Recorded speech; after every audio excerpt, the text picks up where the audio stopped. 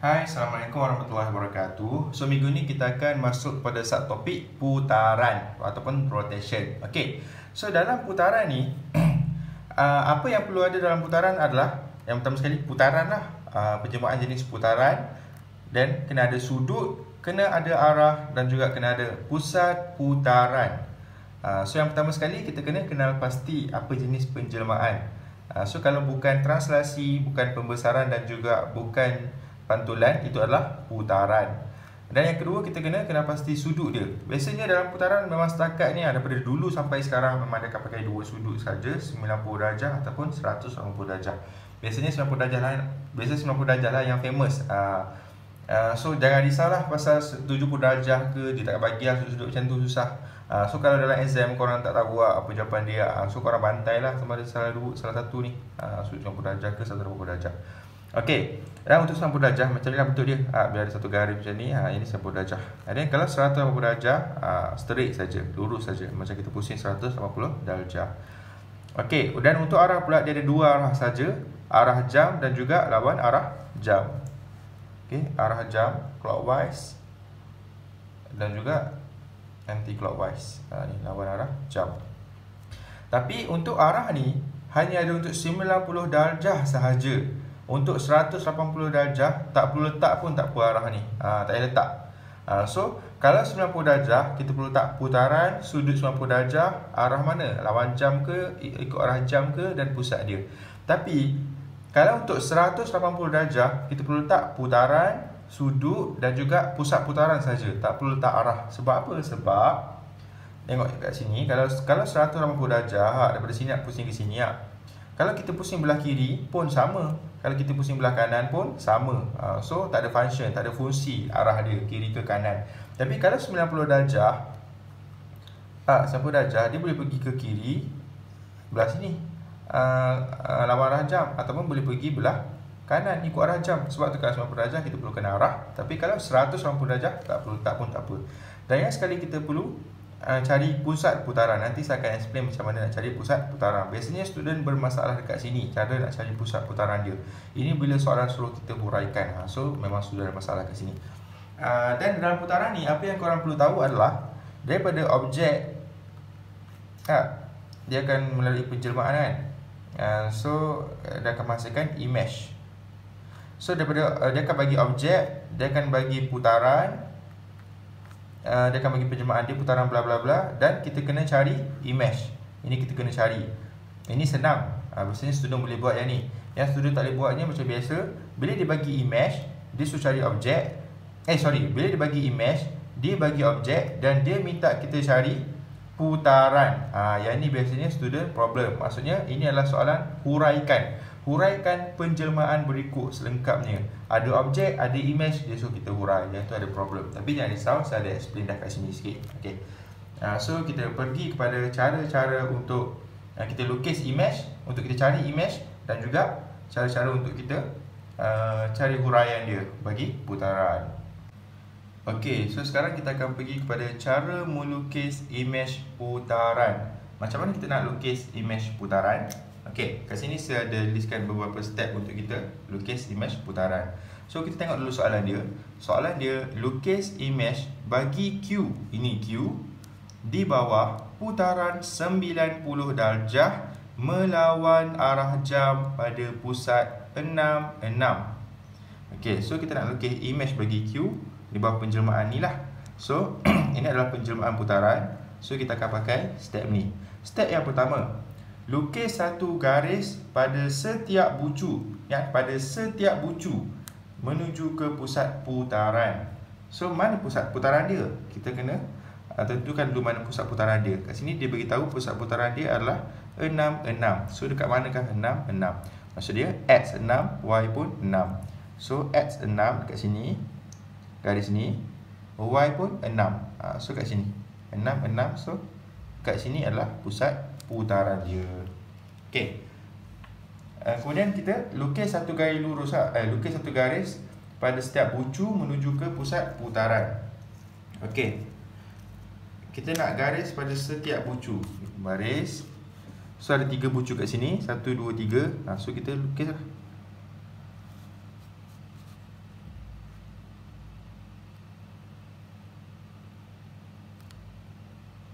Satu.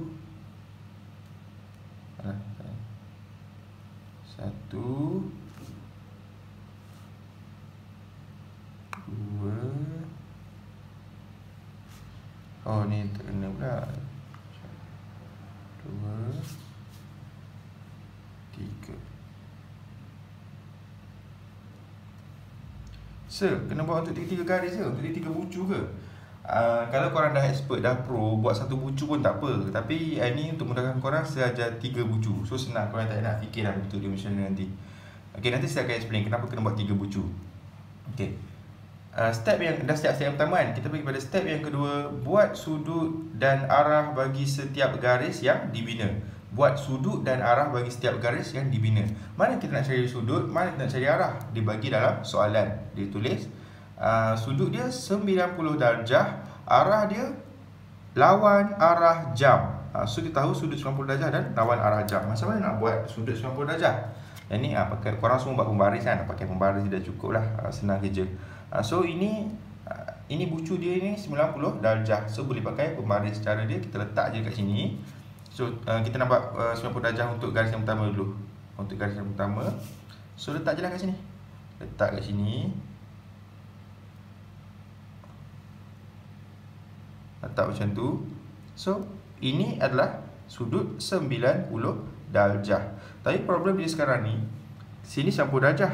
Kalau buat belah sini pun 90 darjah juga. So nak buat belah sini ke, nak buat belah sana? Contoh macam ni lah kan.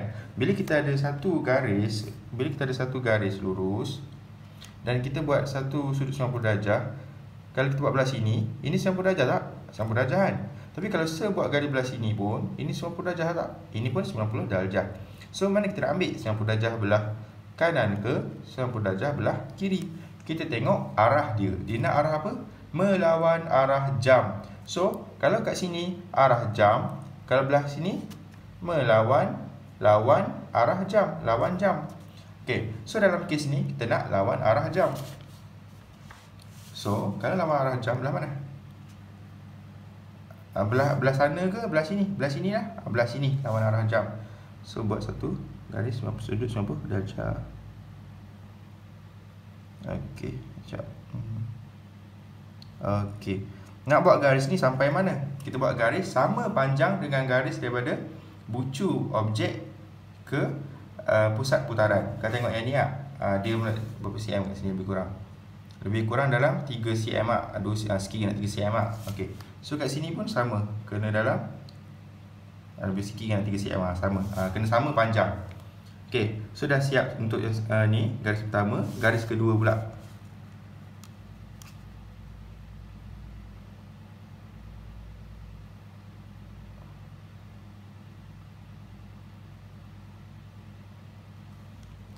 Mana dah kat sini lah. Okey, sini. Betul ke? Macam ni sikit. So buatlah macam ni. Garis. Okey. Ini dah lupa kotak. 1, 2, 3, 4 kotak. Yang ni pun 1, 2, 3, 4 kotak. So sama panjang. Okey. Buat untuk garis yang ketiga. Ni 90 darjah juga. Lawan arah jam juga. Sama kat sini. Okey.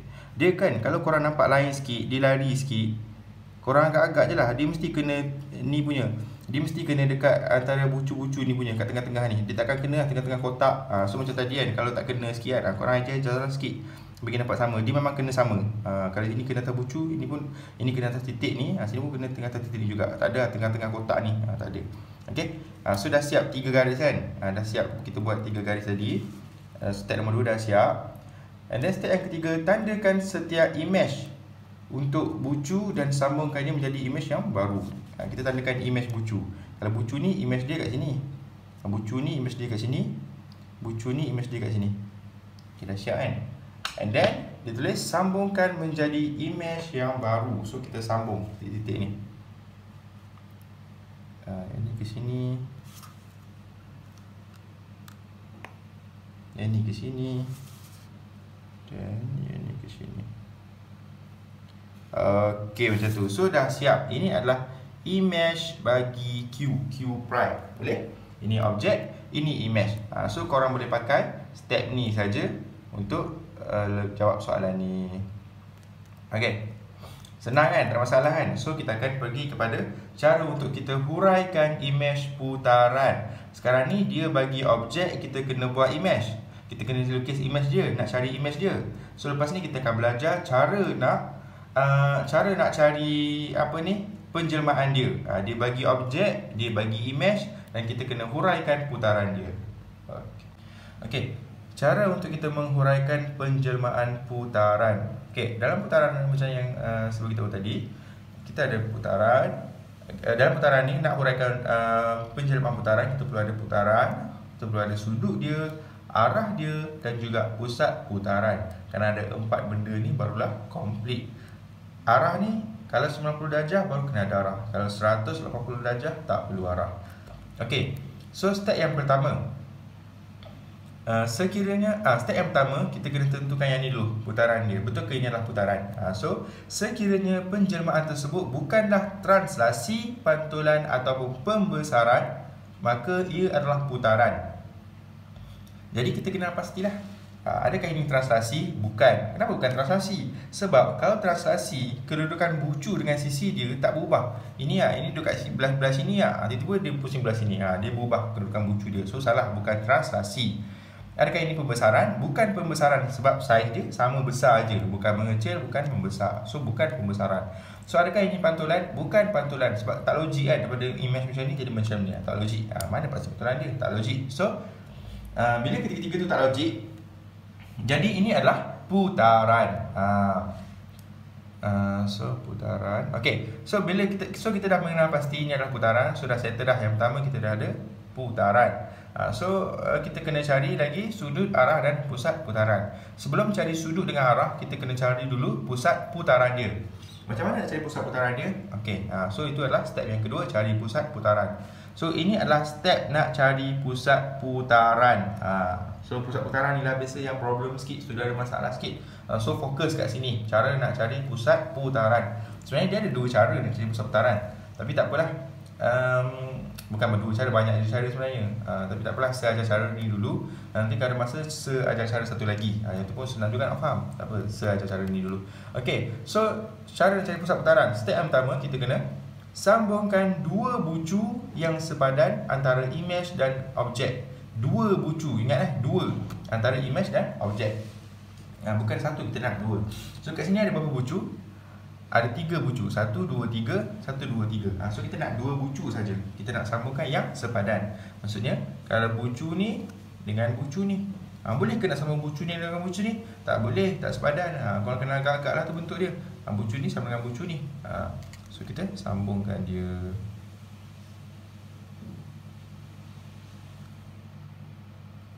Okey, dah sambungkan dah. 1. Okey, bucu yang kedua. Kalau yang ni kat mana? Kalau yang ni, ingatlah bukan dengan yang ni. Korang kena nampak. Ini pendek kat sini .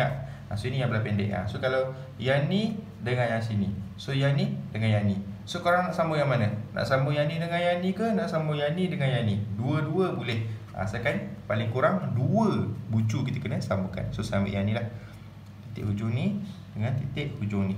Ingat jangan silap jangan ambil kat sini salah. Ambil hujung ni. Kenapa ambil kat depan tadi salah? Sebab yang ni partner dia yang ni. Okay. So kita dah ada, tengok balik. So kita dah settle yang ni, dah sambung 2 bucu. Kemudian pergi pada step seterusnya, cari titik tengah bagi 2 garis tersebut. Cari titik tengah dia. So yang ni contoh yang ni Okay, yang ni ada berapa kotak? 1, 2, 3, 4, 5, 6, 7, 8, 9, 10, 11, 12, 13, 14, 15, 16. Ada 16 kotak. So kalau 16 kotak, tengah-tengah dia berapa kotak? 8 kotak. 16 bagi 2, 8. So 1, 2, 3, 4, 5, 6, 7, 8. So sini, tengah-tengah dia, betul tak? Cuba kira ni pula. 1, 2, 3, 4, 5, 6, 7, 8. Nampak? So ini titik tengah dia bagi garis yang ni. Bagi garis yang ni pula, yang ni macam susah sikit nak kira kotak kan. So kita tengok pakai pembaris pun boleh, mana-mana pun boleh.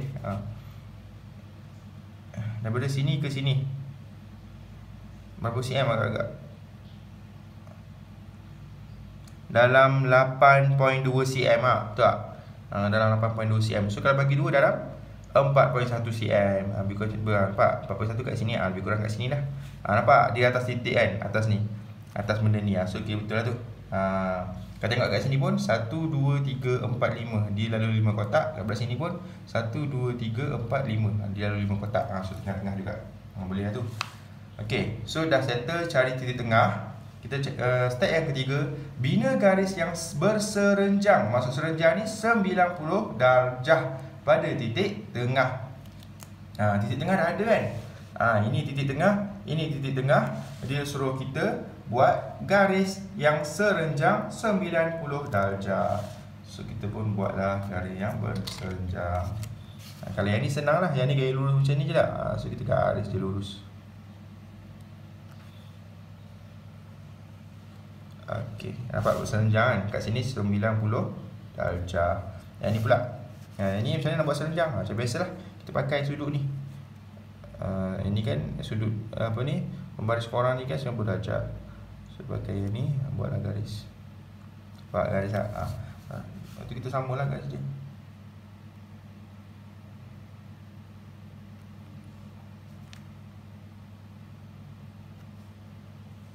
Kita sambung.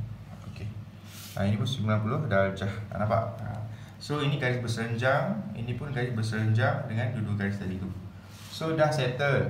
Dah buat dua garis serenjang. Okey, and then step yang keempat, titik persilangan antara dua garis serenjang adalah pusat putaran. Pusat putaran, dah jumpa dah pusat putaran dia kat mana? Dekat persilangan antara dua garis serenjang tadi. Mana persilangan dia? Ini garis serenjang, ini garis serenjang tadi tu. So persilangan dia kat sini. Kalau korang nampak kat sini, dia tengah-tengah, tengah-tengah antara ni titik-titik ni kan. So bukan berada pada tengah-tengah kotak macam ni. Ni maybe salah lah. So kalau kat sini macam betul lah. So ini adalah pusat putaran dia. So dah dapat pusat putaran dia. Yang pertama dah dapat, kita dah kenal pasti ini adalah putaran. Dan pusat putaran pun kita dah dapat. Berapa pusat putaran dia? Okay, tengok kat sini. X dia berapa? X dia 10. So X dia 10. Bapak ramai, X dia 10 orang. Okay, so Y dia pun 10 juga. So 10. So ini adalah pusat putaran dia. Dah dapat pusat putaran. So kemudian dah habis step yang kedua kan, kita dah cari pusat putaran. Kita pergi kepada step yang ketiga. Yang tadi banyak apa? Ini semua ni adalah step untuk cari pusat putaran saja. Dah habis step ni, kita pergi kepada step yang seterusnya. Lukis satu garis. Sebenarnya kalau dapat macam ni, korang dah boleh agak dah sebenarnya. Dapat pusat putaran kan, korang dah boleh agak dah. So kalau korang boleh agak je lah. Tapi ni kalau tak boleh agak, saya ajar cara dia untuk cari jawapan. So lukis satu garis dari image dan objek menuju ke pusat putaran. Ini image, mana tak image, ini ke ini dah image, mana-mana je lah. Image dan objek menuju ke pusat putaran, lukis satu garis. Dan garis ni kenalah bucu yang sama. Kalau nak pakai bucu ni, nak pakai bucu ni dengan bucu ni. Nak pakai bucu ni dengan bucu ni. So nak pakai bucu mana? Pilihlah bucu yang paling dekat, senang. Ini dengan bucu ni. So apa dia minta tadi? Satu garis dari image menuju ke pusat putaran. Ini pusat putaran lah. So ambil daripada bucu ni, kita lukis menuju ke pusat putaran. Nampak? Ini satu lah. Lepas tu dari image pula. Ni dari objek, ni dari image pula menuju ke pusat putaran.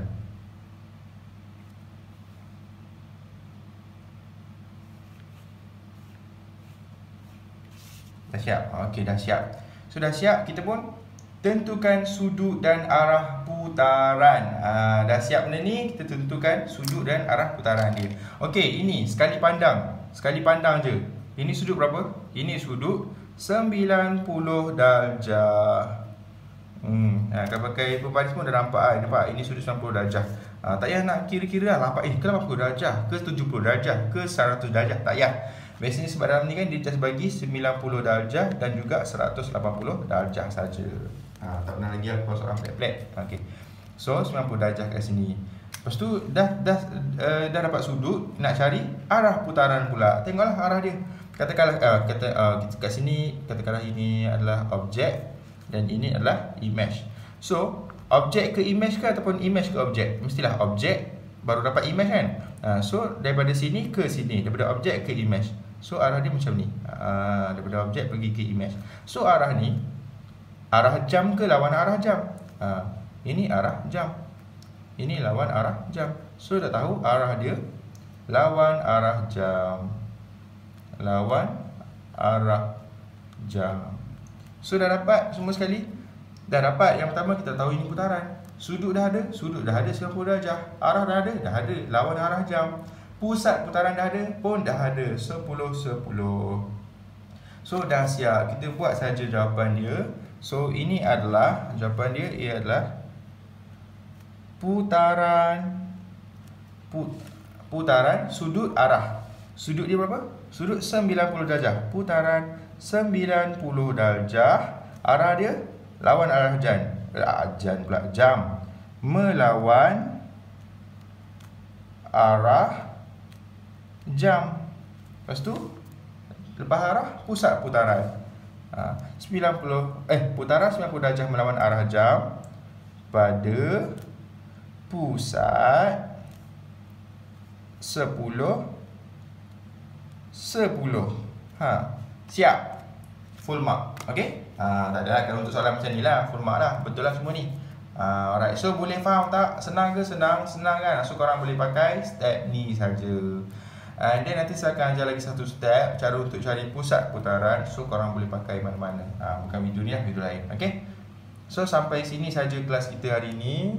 Semoga bermanfaat. Semoga korang boleh jawablah soalan putaran lepas ni. Sebab biasanya dalam penjelmaan putaran paling susah. Susah dia kat mana? Susah dia bila dia suruh huraikan. Dan susah dia bila korang nak cari pusat putaran dia. So inilah cara untuk cari pusat putaran. Senang saja, tapi korang perlu ingatlah. Okay, so bye bye semua. Assalamualaikum warahmatullahi wabarakatuh.